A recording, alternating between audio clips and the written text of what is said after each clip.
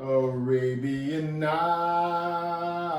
like Arabian days, more often than not, are hotter than hot in a lot of good ways.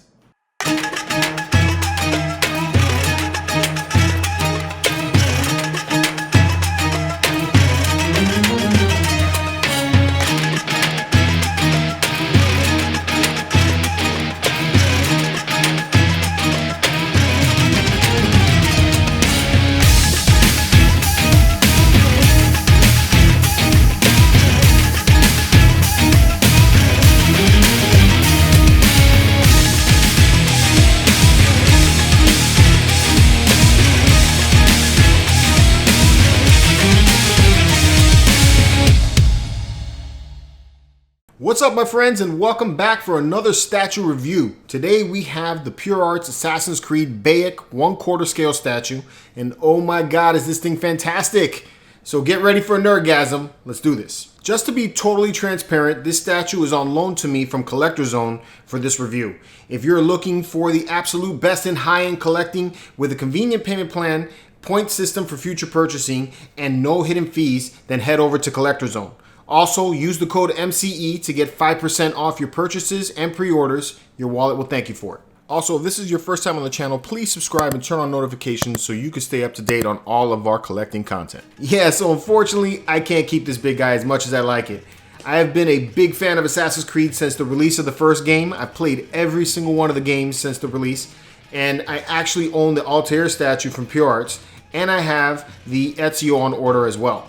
So expect the reviews of those shortly. Please bear with me. I'm trying to catch up on statue reviews, so that's going to be coming out here pretty soon.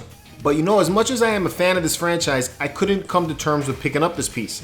And that's because I'm not that much of a fan of the Assassin's Creed Origins video game. For me, Origins sits down near the bottom of all the games for me in this franchise.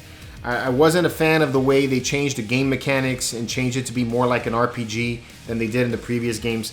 And as a character, Bayek didn't draw me in the way Ezio, Edward Kenway, and Lexios did. But even though I didn't like the character as much, this statue is a work of art. From the bottom to the top and back again, this statue has so much going on with it. So much to look at, so much to appreciate when you take a look at this thing. It's making me feel like I can't wait to get Altair out of the box.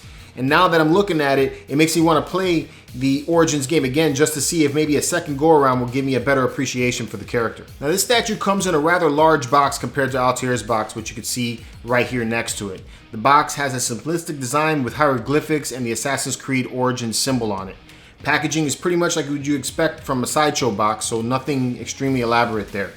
At first, I was really surprised not to find any instructions with this, considering how many pieces this statue comes in, but as I put the thing together, it's really easy to assemble. Everything fits into place really nicely, so that's really good. There are no switch outs with this statue, so what you see is what you get, but you do get a little translucent red plaque with your edition number on it. This one is number 56 of only 1,500, which is pretty great when you consider that there is no exclusive editions with this piece, and it's only $688. To me, this is a great price and further makes me look at other companies and wonder what good stuff they're smoking when they come up with their prices. Now, my only gripe with this piece is the light-up features are powered by 6 AA batteries. I really wish this was a plug instead, as the batteries tend to corrode and I don't like keeping batteries in my statues. Now, the batteries are in 2 sections. There's 3 in the lower base and 3 on the upper back. I will give credit where credit's due.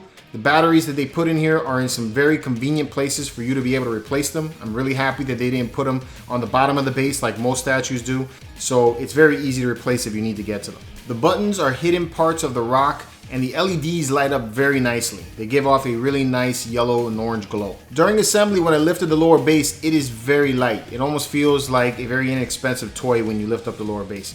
But when you add in the upper section, which is actually part of the base when you consider it, it becomes much heavier and gives you that nice quality weighty feel that you want. The entire composition as a whole is extremely cool, with Bayek materializing through the Animus. The effect is achieved with these clear plastic or resin shards that form in and around the entire statue. Additional details like the Animus code and the shards help to push the effect even further, and of course the LEDs even further enhance the whole thing. At the bottom of the base is a head of a statue of Horus. The texturing and paint here is what you would expect in a more expensive statue. There is weathered gold in the nose, texturing all over the face, which gives the feel of stone, and areas where it's chipped away and weathering has just eroded the piece. In every crevice, it looks like sand has been added, and even to the touch, it has a sandy kind of grit feel to the piece. On top of the stone is Senu, Bayek's pet and friend.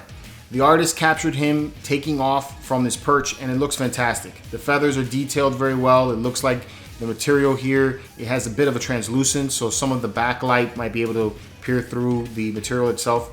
And the paint here is also very well done, featuring a multitude of shades and tones of brown, white, and gray.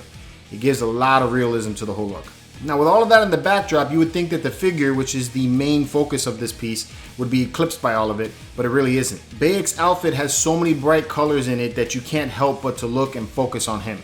He's walking forward with his scimitar in hand, ready to take out his target. I love how the Animus breaks apart the areas of the scimitar in his arm the way a digital glitch would on screen. The outfit has so much going on with it that you really could get lost just looking at it. From the textures that push the fabric weave, the sand in the sandals, stitching in the pants, and the folds that just go throughout the whole thing, it sets this as a next level statue. There are a few parts that you want to be careful with though, as the belt and the string and some of the little other areas, they're points that could break if you're not very careful with it. I mean, looking at this now, the outfit ranks up there for me as one of my favorite Assassin's Creed outfits. This would make an awesome cosplay. My favorite parts of this whole ensemble is the orange sash that goes over his shoulder and then the shoulder pad with the Eye of Horus on it. But really guys, there is a lot to look at in this outfit, and PureArts nailed the details here. Now, you can't be a member of the Creed without the hidden blade, and I like that PureArts made sure that they included that. I wish that they would have made that a little more prominent, but if they did that, then you wouldn't have this awesome shield, and I'm just torn between that because I like the shield just as much. Kind of wish that they may have made another option, maybe a swap out where you could have the hand with the hidden blade, but I'm happy with the way this looks. But the scimitar, hidden blade, and shield are not the only weapons that Bayek has at his arsenal. He also has a bow and quiver that comes with it, and that just looks really cool. Now, I've been going on and on about the outfit and his weapons because when you look at this piece, that's where your eyes gravitate to, really. But Bayek is also very well done. He looks just like the character from the game, and I like that PureArts decided to not go overboard with texturing his skin and adding all kinds of details on the skin, so it breaks up all of the texturing and detail of the outfit. Now, I have one last thing to say about this piece. You will not find a single seam anywhere on this statue. Bayek is almost one solid piece. The only thing that comes separated is the right arm, and the right arm connects at one of his straps. So there are no seams at all when you look at this figure. This statue and the other Assassin's Creed statues in this PureArts line, to me, are the pinnacle in Assassin's Creed collectibles that you could find out there. The only other one that I hold in this high regard is the Assassin's Creed Edward Kenway statue that was offered by McFarlane Toys. So if you got this one on order, congrats guys, you made a great choice. If you're looking to get him still, head over to Collector Zone and use the code MCE to get 5% off. Thanks for hanging out with me to the end of this video, and as always, keep it marvelous.